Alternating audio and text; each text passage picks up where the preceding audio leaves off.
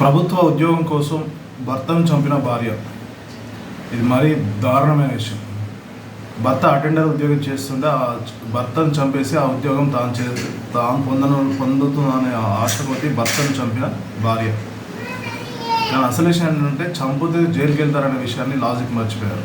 ఇక వివరాల్లోకి వెళ్తే, ప్రభుత్వ ఉద్యోగం కోసం భర్తను భార్య హత్య చేసినారు నల్గొండ డీఎస్పీ శివరాం రెడ్డి తెలిపారు.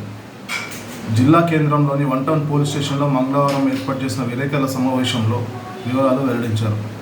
పట్టణంలో పాత బస్తీకి చెందిన మొహమ్మద్ ఖలీల్ కనగల్ మండల పరిధిలోని చెర్ల గౌరారంలో జెడ్పీహెచ్సి అటెండర్గా పనిచేస్తున్నారు. గత నెల 25న మూర్ఛ వచ్చి కింద పడడం, ఆసుపత్రి వెళ్ళగా చికిత్స పొందుతూ మృతి చెందాడు.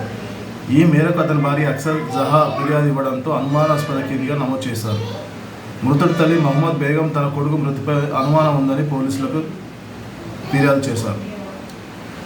అది ఫిర్యాదు అందడం అదే రోజున పోస్టుమార్టం నిర్వహించారు. ఈ నెల 7న పోస్టుమార్టం నివేదిక వచ్చిన తర్వాత తలకు బలమైన గాయమైనట్లు గుర్తించి అక్సర్ జహాను అదుపులోకి తీసుకొని విచారించారు.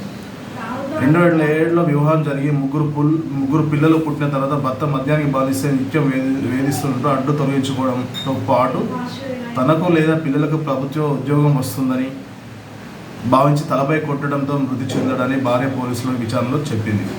అయితే ఈ కేసు ఛేదించిన పోలీసులు సిఐ రాజశేఖర్ రెడ్డి, ఎస్ఐ శంకర్లను డీఎస్పీ అభినందించారు. ఇది దారుణమైన ఘటన.